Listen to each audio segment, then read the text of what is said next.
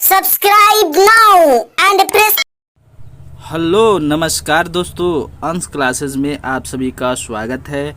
अंश क्लासेस के माध्यम से आप सबों के बीच 10th क्लास की जो बिहार बोर्ड की 2024 में फाइनल एग्ज़ाम होने वाली है, उस एग्ज़ाम को ध्यान में रखते हुए विषय गणित की प्रथम चैप्टर वास्तविक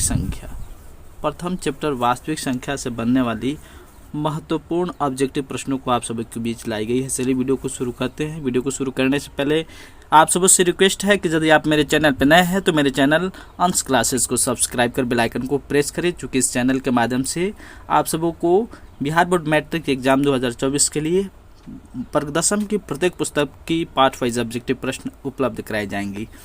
चलिए वीडियो को शुरू करते हैं। पहले प्रश्न की ओर बढ़ते हैं। पहला प्रश्न है π/3 है। तो दोस्तों π/3 कौन सी संख्या है? तो पाई एक अपरिमेय संख्या है।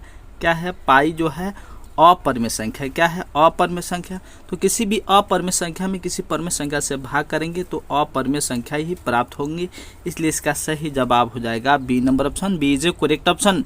अगले प्रश्न की ओर बढ़ते हैं। अगला प्रश्न है 144 के अभाज्य गुणनखंड में 2 का घातांक है।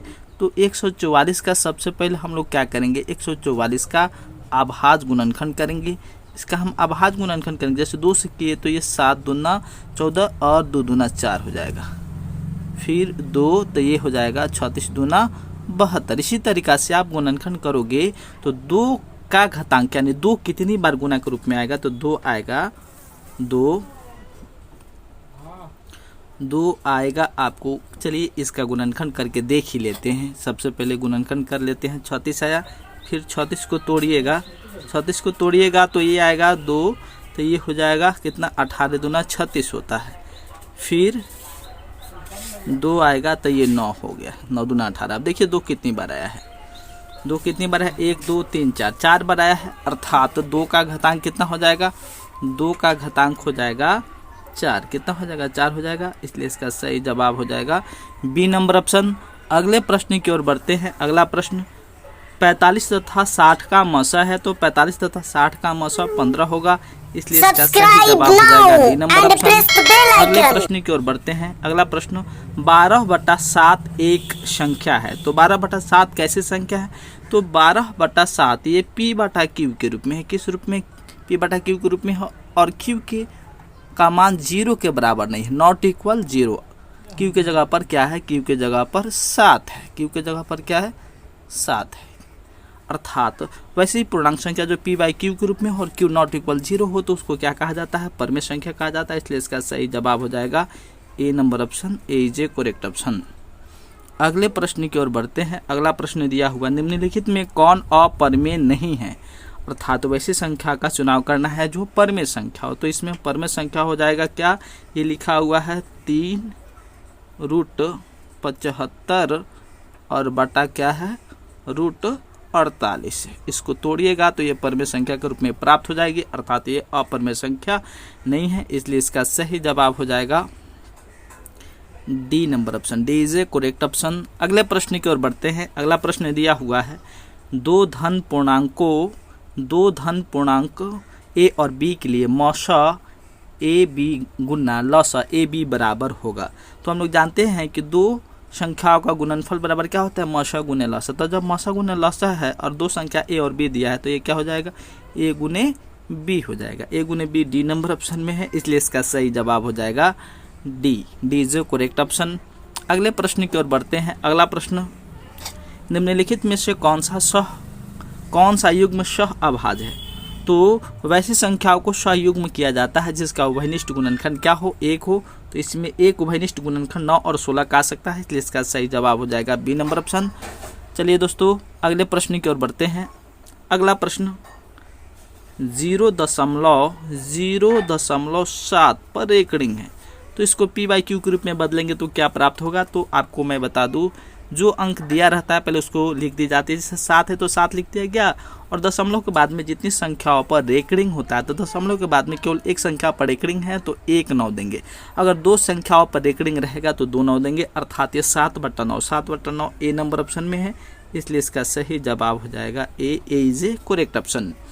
अगले प्रश्न की ओर बढ़ते हैं। अगला प्रश्न दिया हुआ है 8 के पावर 0 गुना 2 के पावर 0, अर्थात किसी भी संख्या का होल पावर क्या होता है 0, यानी x का पावर 0 का मान कितना हो जाएगा 1 हो जाएगा। तो यहाँ पे 8 के पावर 0 का मतलब 1 हो गया और 2 के पावर 0 का मतलब 1 हो गया। एक में एक से गुना करेंगे तो क्या आएगा, 1 आएगा। बी नंबर ऑप्शन में है, इसलिए इसका सही जवाब हो जाएगा B, B is correct option. अगले प्रश्न की ओर बढ़ते हैं। अगला प्रश्न दिया हुआ है ए और बी सह अभाज्य कहलाते हैं यदि महत्तम समापूर्तक ए और बी बराबर है। तो ए और बी सह अभाज्य कब कहा जाएगा, जब ए और बी का महत्तम समापूर्तक कितना होगा 1 होगा, इसलिए इसका सही जवाब हो जाएगा बी नंबर ऑप्शन।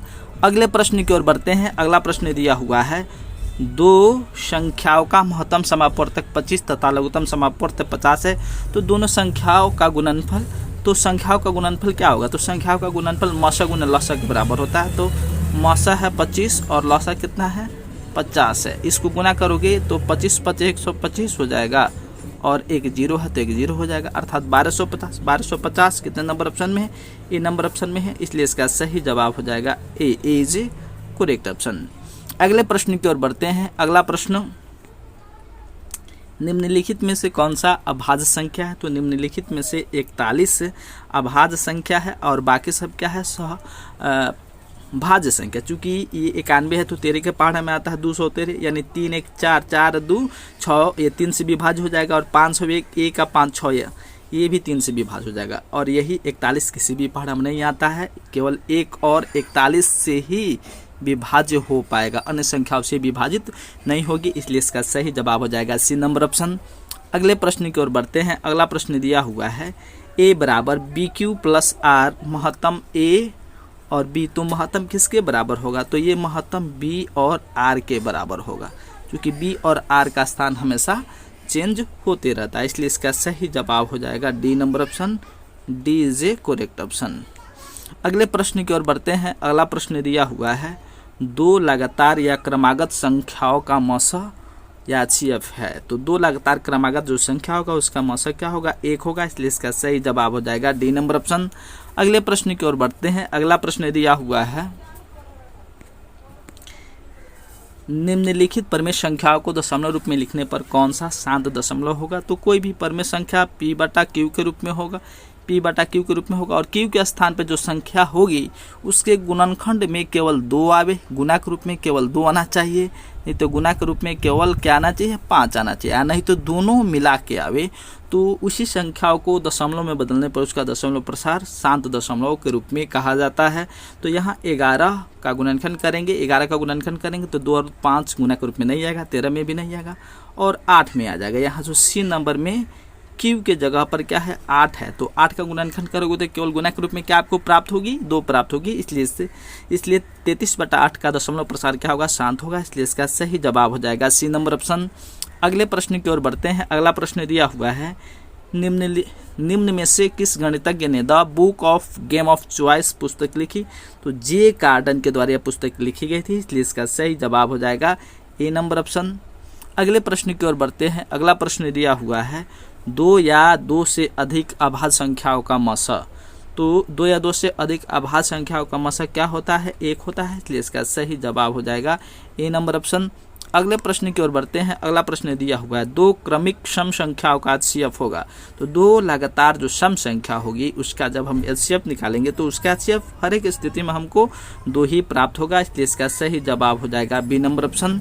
अगले प्रश्न की ओर बढ़ते हैं। अगला प्रश्न दिया हुआ है 0.1211211 मतलब इस टाइप से यदि कोई संख्या दिया हो और पूछिए ये संख्या किसके अंतर्गत आएगा, परमेय संख्या होगा, अपरमेय संख्या, पूर्ण संख्या, इनमें से सभी, तो इस रूप में जो भी संख्या दिया होगा उसको अपरमेय संख्या के अंतर्गत रखा जाता है, इसलिए इसका सही जवाब हो जाएगा बी नंबर ऑप्शन। अगले प्रश्न की ओर बढ़ते हैं। अगला प्रश्न 2 परमेय संख्याओं के बीच अधिकतम कितनी परमेय संख्या हो सकती है, तो 2 परमेय संख्याओं के बीच में अनगिनत परमेय संख्या हो सकती है, इसलिए इसका सही जवाब हो जाएगा डी नंबर ऑप्शन। अगले प्रश्न की ओर बढ़ते हैं। अगला प्रश्न क्या दिया हुआ है किसी धनात्मक पूर्णांक a तथा b के लिए मौसा ए बी गुना लसा ए बी निम्न में से किसके बराबर होगा, तो ये a गुने b के बराबर होगा, इसलिए इसका सही जवाब हो जाएगा सी नंबर ऑप्शन। अगले प्रश्न की ओर बढ़ते हैं। अगला प्रश्न दिया हुआ है, यूक्लिड विभाजन एल्गोरिथम में दो धनात्मक पूर्णांकों के निम्न में किसे प्रकलित करने की तकनीक है। तो यूक्लिड विभाजन एल्गोरिथम का प्रयोग करके दो धनात्मक पूर्णांकों का हम लोग एलसीएम ज्ञात कर सकते हैं। एलसीएम को नहीं ज्ञात किया जा सकता, इसलिए इसका सही जवाब हो जाएगा बी नंबर ऑप्शन। चलिए दोस्तों, आज की वीडियो में इतना ही। आप सबों के बीच गणित की पहली चैप्टर वास्तविक संख्या से ऑब्जेक्टिव प्रश्न आप सबों के बीच लाया। यदि आपको मेरा वीडियो पसंद आया हो तो प्लीज़ मेरे चैनल स्टूडेंट पित्र हंस क्लासेस को सब्सक्राइब कर बेल आइकन को प्रेस करें। Subscribe now and press the bell icon. Thank you so very much.